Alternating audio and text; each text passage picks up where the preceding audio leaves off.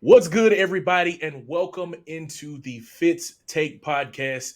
If you haven't met me yet or you don't know who I am, my name is Jamarcus Fitzpatrick, but you can call me Fitz because we homies. You know what I'm saying? We talking and we just chilling like what we did would on the back patio. You know what I'm saying? Alongside me is Elijah Nixon, a good friend of mine, and we just gonna get right into it, man. We're gonna have a whole lot of fun about this, right?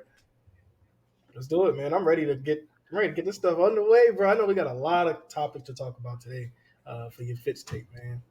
Absolutely, man. So what we got? So first and foremost, I know we did UL Media Days. If you don't know, now you know. Jamarcus Fitzpatrick, what he just said, Fitz. He has his own thing where he got, vlogging every day till he get an Emmy. And if you saw this episode, you seen him at UL Media Days a couple days ago.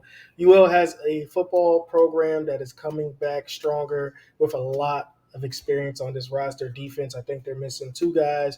And on offense, they have one guy with Jacob Cabody, the running back. He's not going to be back. But you got a chance to catch up and talk to a lot of these players, and it seemed like the morale was up. I mean, what is your opinion on the UL football coming into this 2024 season? Yeah, man. First of all, it's always good, getting a chance to meet up with those guys when the season is getting ready to start because morale is always high, confidence is always high. The overall theme of what I heard from them was that we want to win a championship. We asked them what was the expectation. They said we want to win a championship. Every team says that, but it was just a way that they were talking. They talked with so much confidence and it didn't sound like they were trying to convince themselves. It seemed like they had put the work in over this off season into the spring, and now they truly believe going into this year that they are going to win a championship. Coming off of two back-to-back seasons where they went 6-7, the year before they came into the season and they talked about it being a revenge tour.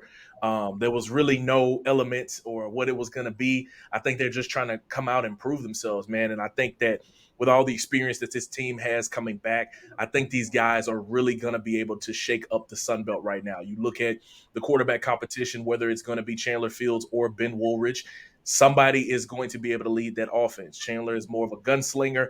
Ben seems to be kind of a cerebral guy in the way that he plays.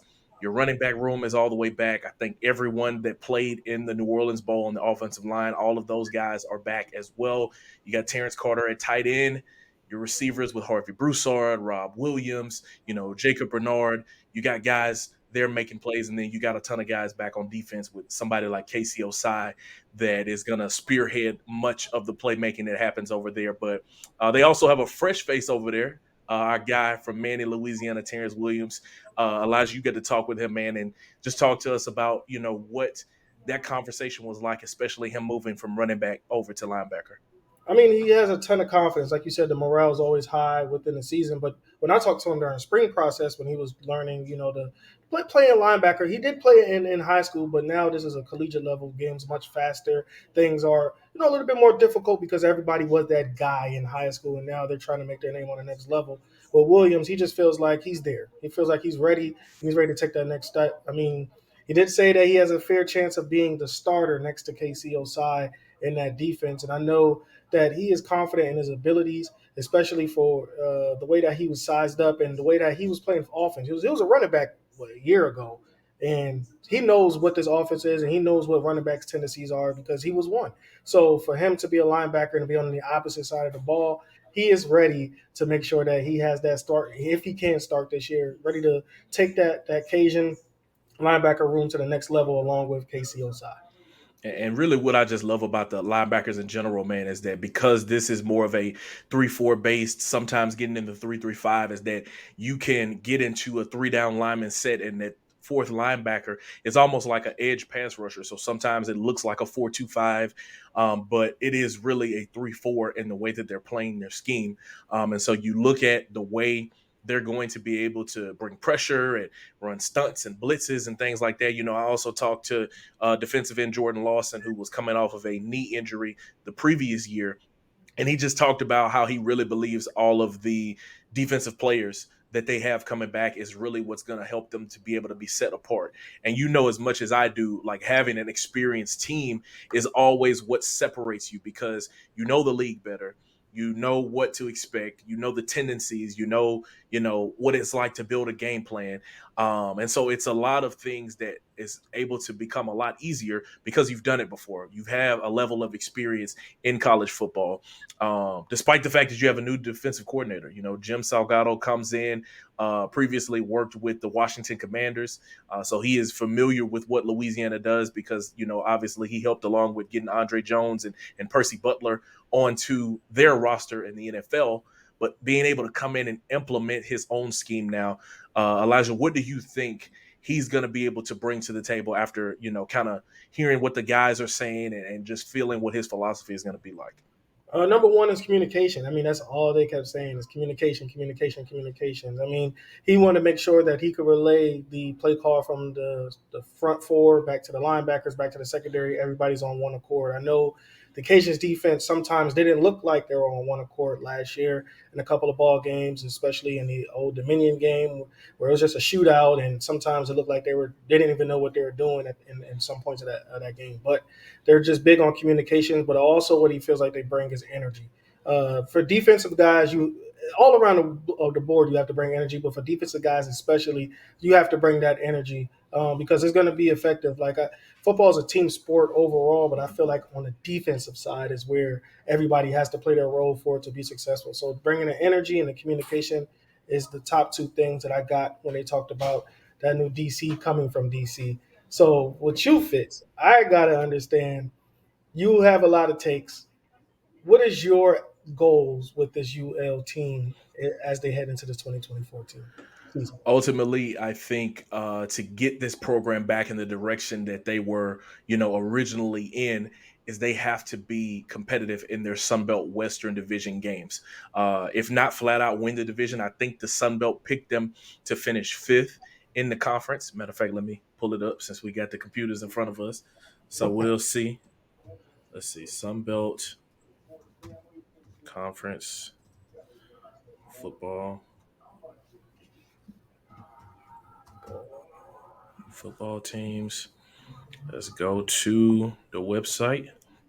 So we're accurate, We try to be accurate here because we are journalists, you know what I mean? Great journalism, great journalism. You know what I'm saying? Like, so, normally we always on top of the stuff, man, but we kind of, we lax right now. We in a podcast setting.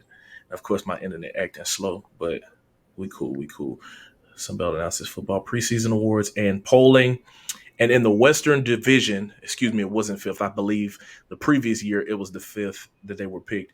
Louisiana was picked to finish third and behind Texas State, Troy, and then UL. So you have Texas State, Troy, UL, Arkansas State, South Alabama, and then Southern Miss and ULM. So a lot of teams believe that UL can be competitive in the conference. I see it feels like every year, especially last year, that Troy game and that South Alabama game was always the one where they really needed to pull it out in order to come out on top in those Western Division games.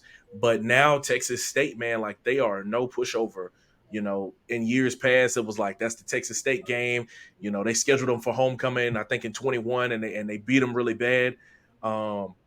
That's not the case anymore. They were picked to win the West. So now you have to come in and you have to strap up and you have to go out and beat them. And I believe they have to go to San Marcos coming up this year because Texas State, they have to go to San Marcos because you were at the Texas State game this past season and they were here. So that means they're going to have to go on the road, knock off the team that, in the preseason was picked to finish first in that conference, and they're going to have to answer to that. Troy, they had to go on the road, so they'll be back home. So at home, in front of their fans, at the stadium that is getting built, they're going to have to win those games. So I think, first of all, if they can just win the Western Division, I think that's going to put them in the right direction that they want to go. Now, if they flat out win the Sun Belt Championship, that is awesome, because that then puts them back into their 2021 conversation of, when they were 12-1 with that only loss being to the University of Texas. That now puts them in the conversation that they could potentially be ranked. That puts them in the conversation that if the college football playoffs allows it, they could potentially sneak in there. We don't know because things are so much different now with their 12 team playoff system. We don't really know what it's going to look like. So ultimately what this team has to do to start off is they have to win the Western Division, be competitive in it, and ultimately win it for this season to really be something for them.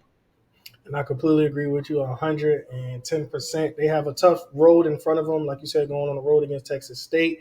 As one game that I have circled, I know that's a non-conference game. Tulane, they're coming to Lafayette this year. I'm ready to see that game. But then we also got a team that's across the bridge. We got LSU, Daniels, Nabers, and a lot of those guys will not be returning. I know this will be the post Heisman Daniels. This will be the post almost Blitnikoff winner with Nabers.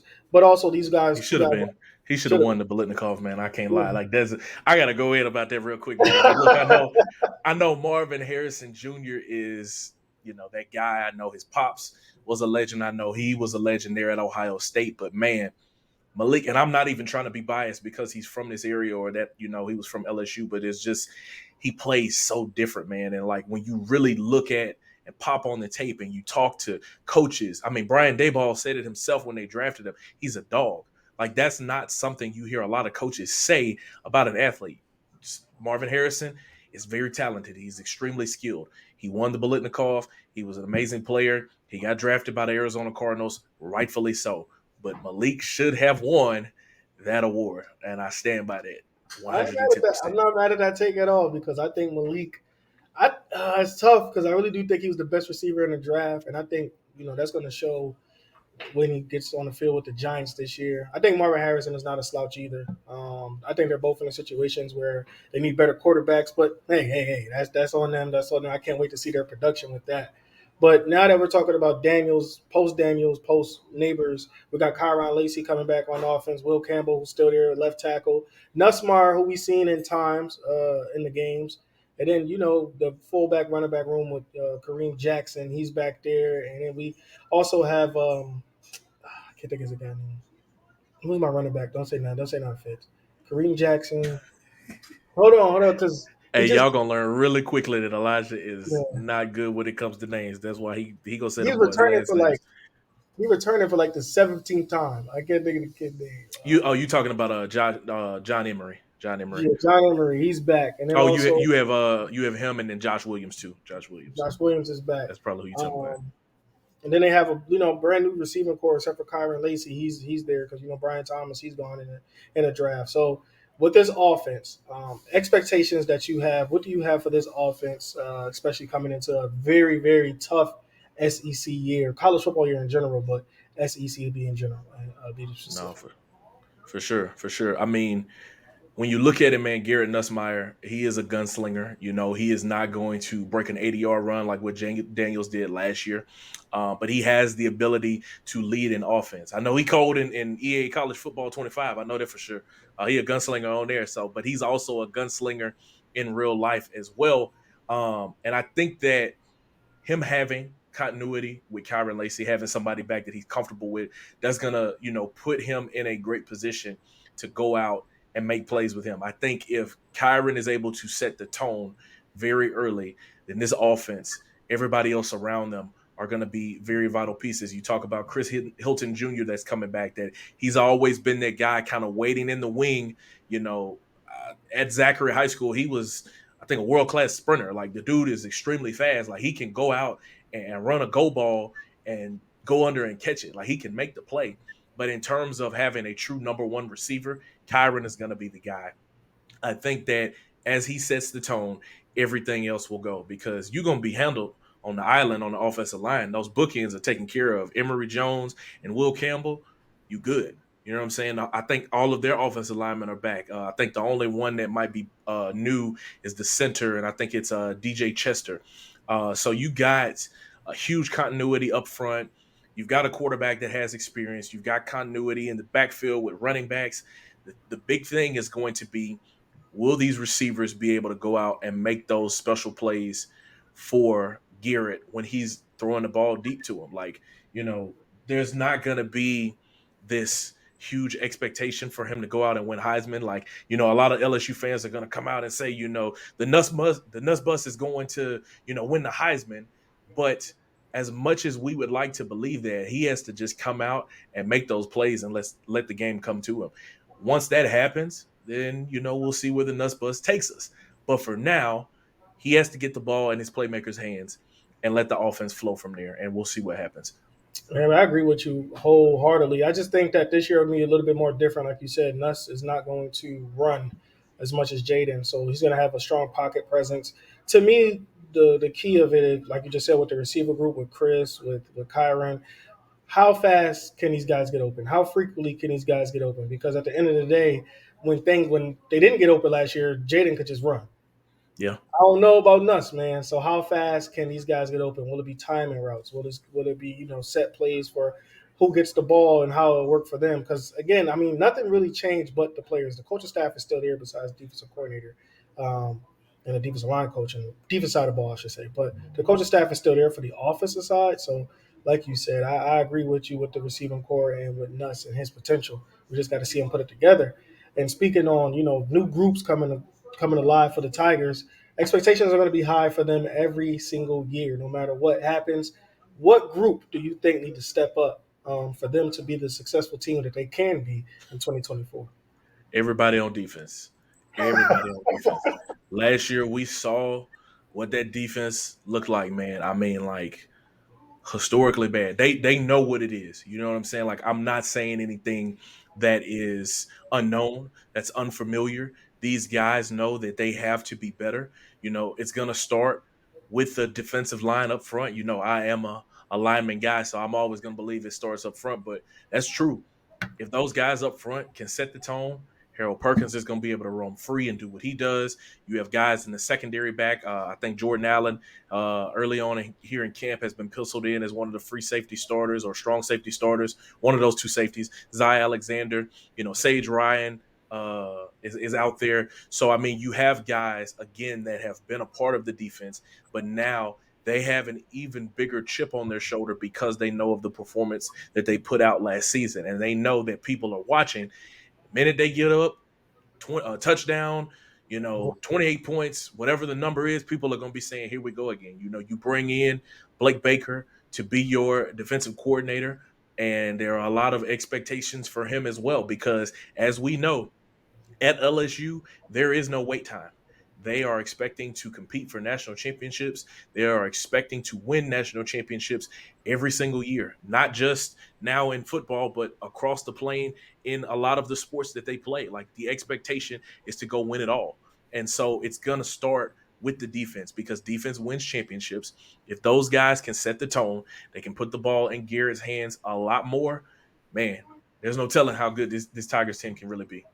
And I agree with you. 7 games where the Tigers gave up 30 or more points last year. 7 games. That's a That's a lot. lot, man. That's a That's a lot. lot. I know we playing in college football where you got the RPOs and guys are spaced out and they can go and make plays and there's all these different penalties that they have in place that are in favor of the offense. But at the end of the day, man, you got to stop the run. You got to get off the field on third down. All of those things that are key to winning ball games have to happen for LSU to be successful on the defensive side of the ball. And staying on the defensive side of the ball, but going overseas. Jonathan Owens went overseas to see his wife, Simone Biles, compete in the Olympics. She did a phenomenal job winning gold with the team, and now she's still going on the individual events. But do you think that's an issue? He just got to the Chicago Bears, now learning their system, but missed out in the beginning of their training camp just to go see his wife overseas in Paris compete for a gold medal. Do you think that's an issue? Listen, man. Uh, no disrespect to Jonathan Owens, none whatsoever. I am sure he is a great guy and all of those things like that, but I don't really think the Bears are checking for him like that. Like, I don't think they are looking at him in the same light as they're looking at Caleb Williams, Roma Dunze. Like, I don't think they're looking at him in that light. So, on that hand, I don't think it's a huge issue because the team is saying, like, look, bro, if you make the team, whatever, like, you'll contribute, whatever. But then looking at the other side of it, I mean, I got a wife. Like, if my wife is the GOAT at doing something, I'm trying to go support that because I'm gonna rock the t-shirt. You feel me? I got the banner. I'm going crazy because that's my lady. You know what I'm saying? So I can understand where he's coming from for sure. Like, I'm not gonna miss that because this is something that happens only every 4 years. And Simone getting up in age, which is crazy because in normal years she's not that old. I think she's 27, but in Olympic years she is a grandmother. You know what I'm saying? But like the fact that he is able to say like, let me just put this on hold for a little minute, go over here and make sure she's straight. Like, nah, I don't really see an issue with it. Like, I get why people would make it a big deal because they're like, man, you need to be focused on helping the Bears win a Super Bowl. You need to be helping this team try to go and get back to the prominence that they were back when they were the 85 Bears and all this stuff like that. I get that. I understand it. But at the end of the day, man, like family is important. And that, your lady is going to be your number one priority, your wife, you know what I'm saying? You're going to make sure that she's straight. So I don't have a problem with it, none whatsoever. What about you? I don't have a problem with that at all. I mean, the Olympics is only every 4 years, and then with Simone, there's different like with their age gaps. Simone is really veteran up there for her years, so you never know. Like this could probably be her last, which I don't think so. I'm just saying, but next year, the next I think four, she was asked about that too. I think she was asked about it. this could be the last. Like it's different. It's different for football seasons, basketball seasons, because you go every year, every year, every year. So those years go. They're every four. I mean, so you never know when their time is to hang up their stuff because everybody's not going to do this for us, like for a long time. But I think like what you just said, man. I think it's more so family. Family thing is way more important to me. I think Jonathan been in the league for years now. He knows how training camps go. He was with the Green Bay Packers prior to this, so he knows what to expect. Although it's a new system for him, it's not much different. Football is football. You just learn your P's and Q's throughout the camp. You still have 3 preseason games, and it's not even a guarantee that he makes this roster, like you just said. So, really, he's really be more of a special teams guy. So, with Willie Owens, I'm not mad at Jonathan at all. I think he made the right decision. Now, I'm gonna flip it though. So just like say if that was Jayden Daniels or somebody like Bo Nix or Caleb Williams, a A little quarterback, bit different. It's a like, hey boy, quarterback, a you rookie need to be quarterback. over here, and you're a So rookie. Come on over here. Hey, that got to wait. You better look. You better bring a TV, virtual reality. So you better do something. You need to be over here. And I get that might sound like a double standard, but the expectations are just different for different position groups and for different caliber of players. Like Caleb Williams need to be in training camp. That's why he was there. He didn't play in the preseason game, but he's going to eventually play in a preseason game. He's going to get some snaps because he does have to go out there and prove himself as an NFL quarterback. It's not in the same conversation as Jonathan Owens. Again, respectfully, wholeheartedly respectfully, but it's just not the same thing. It's apples and oranges. It's just not in the same conversation, man. I don't know, man. People still hold that standard. I'm with you though. I mean, as a quarterback, it is different. You got to learn the system, especially if you And the are thing counting is, though, on. like most of them people that's saying that, they ain't got no girlfriend. They not married. So why you fussing? Why are you mad? You don't have anybody. So you Hey, don't bro. know what this is like. You know what I'm saying? You don't know the Everybody got sacrifices to you put got to the two make in a cents in. relationship. I know I'm gonna make some Everybody, people mad with that, but look, man, it is what it is. If you look, I know Offset said it, but all women should stay out of, or all men should stay out of women business, but all single people should stay out of married folks' business. I'll put my foot on that. If you not married, sit down because you don't know. It's a totally different ball game. You are merging two people's lives together, trying to make it work. Sit down. so You I'm gonna don't know set what this you're one talking out, about. man.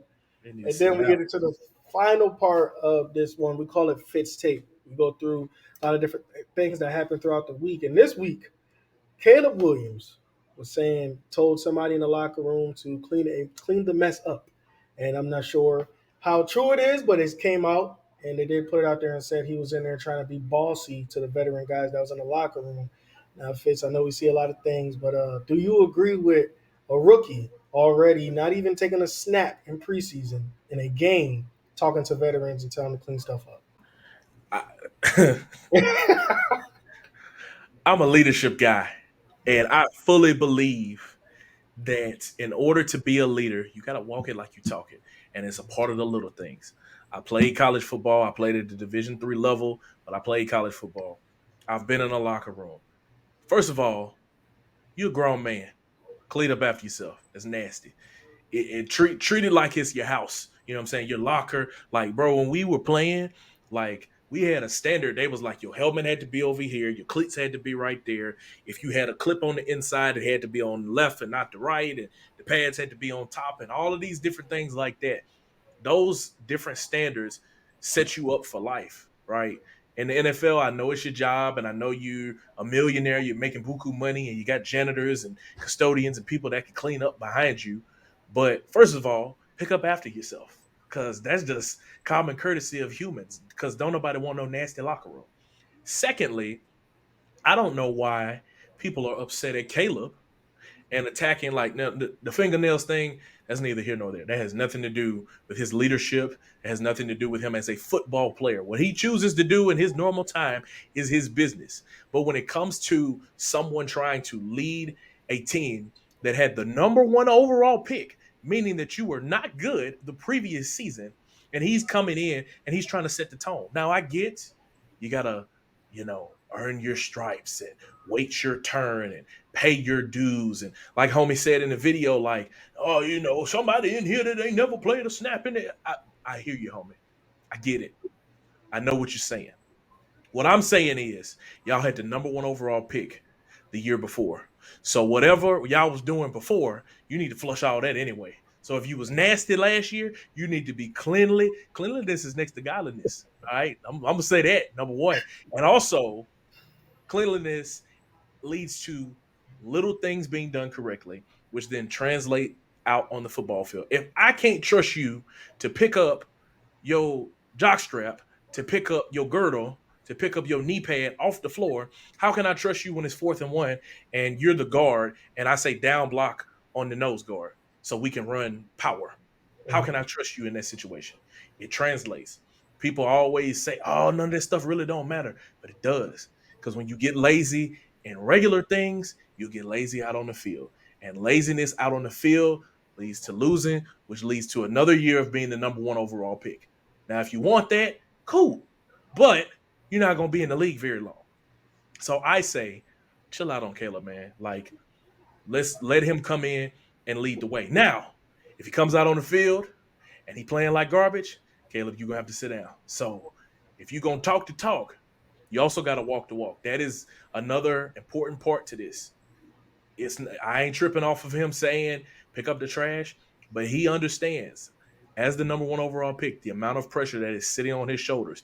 People are expecting him to be a savior of the franchise, and it doesn't help when you have people like a C.J. Stroud for the Houston Texans, who was the number 2 overall pick last year, comes in and completely flips the culture around of that team, puts them in the playoffs. Like, it doesn't help. So now people are wanting the process sped up even more. They're like, all right, you was number 1, bro. Let's get this thing rolling. So that's my take on it. All you people out there that are listening, that are watching, absolutely put your take down in the comments of what you believe you feel about Caleb Williams in this situation, telling his teammates to pick up trash. But E, what you got? Oh man, they're gonna tell you they hate it, and I'm with you on this too. Though I just, this is me. I really feel like in that sense, if you're gonna lead and you're a rookie, I mean, it's not like you have time in. The first thing I want to see you do is you got to get your fingernails dirty with me. I mean, you proved that to me first. Hey, was And that a fingernail joke, bro? Was you trying yeah, to do that? yeah, you got to get your fingernails dirty, man. You got to get it dirty with me. I think honestly, like what you're doing, you're gonna be a leader of the team. You're gonna be the voice of the team anyway. Everybody's looking at you like that. But in the locker room, are you that guy that's going to be team friendly? That's what I'm looking at with Caleb. And I don't know if that rubbed the guy the wrong way or not. I don't know if it was just a banana peel or if it was a lot of garbage. But at the end of the day, if you're gonna lead the team, especially in the first year, you got to get down with me because Caleb's gonna have to lean on everybody. No matter how talented that guy is, he's gonna lean on DJ Moore. He's gonna lean on Keenan Allen. I mean, Roma Dunze is gonna be Roma Dunze. He's a rookie just like him, but that offensive line more so is veterans, and the running back room with Swift as a veteran. So he's gonna have to lean on everybody to play their part, including him. So I feel like he should just get ready to just do the necessary things to win and not be selfish if he is selfish in real life. I don't know him. I hope he's not. But that just shows right there to me that if you're not going to get dirty with him, I don't know if I want you as a leader, man, because there's going to be a time where DJ Moore dropped the ball for a touchdown. What you going to say to the press conference? You going to say DJ Moore fault? Or are you going to say, hey, this was mine. I was a bad throw. I was a little bit off. you let the media decide that. You got to make sure you stick up for your guys in that way because you're the leader of this football team, man. So go get your hands dirty, brother. Get your hands dirty. Get them nails dirty, huh? Come Get on, the man. nails dirty. Get the And nails look, the thing about it is too is like, we're in the media, so we know, like, and I want to put this out here too. People always talk about, oh, the media this and the media that. Like, we can control narratives, but for the most part, at its core, our job is to tell the truth of what is really happening. And we know that in bigger markets, things are magnified. So he is in Chicago, it's a top 5 market in the country. So any little thing he does, it's clickbait. It's going to be a conversation. Somebody probably ran that in their sportscast in Chicago. I'm sure somebody talked about that at some point. It was in a newscast. It was on social media. It was in somebody's web story. It was talked about. So it is magnified even more. If this happens in New Orleans, a smaller market pro team, if this happens in Jacksonville, it's probably not talked about as much. But if it happens in Dallas, if it happens in New York, if it happens in Chicago, if it happens in Philadelphia, it's going to be talked about. So I get why this is something to be a conversation. But at the end of the day, man, let homie be. You know what I'm saying? Let him lead. And then he's got to be able, like I said, to walk it as he's talking it. It's got to work hand in hand together. So as much as you telling him to pick the trash up, you better throw this out route, and it better hit him in the numbers. You know what I'm saying? If you telling him to pick up his girdle, you better not miss that the edge is coming off, or the guy is blitzing off the edge, and to tell the offensive line to slide protect this way to protect your blind side. So it goes hand in hand. I'm not opposed to it. In fact, I actually like it because when you coming in to a team that has a losing culture, the biggest thing that you have to do is shift it. Some people do it by easing their way in. Some people come in for shock value. Some people come in guns a blazing. If that's what it takes to win the Super Bowl and be hoisting the Lombardi at the end of the season, then that's what it takes. I mean, Ed Reed said it in an interview that he did with Joe Buck years ago with the Ravens when they won the Super Bowl when they played in New Orleans. He was talking about like y'all need to pick stuff up. Now coming from a vet, coming from Ed Reed, a Hall of Famer, I get it. It's a completely different voice, but in the same thing, that goes to show you those little things matter. So the fact that he's trying to translate that so people can understand it, hey, it is what it is. So that's my take, fellas. Ladies and gentlemen, tell me what's yours. We appreciate y'all so much for tapping in on this first episode. This is Fitz Take. We appreciate y'all so much. For Elijah Nixon, I'm Jamarcus Fitzpatrick. Please make sure to subscribe to the podcast channel, listen to it on Apple, Spotify, wherever you're listening to, and subscribe to the feed there. And we will check in with you guys for the next show. Every Monday, we will be dropping. We love y'all so much. Thank you.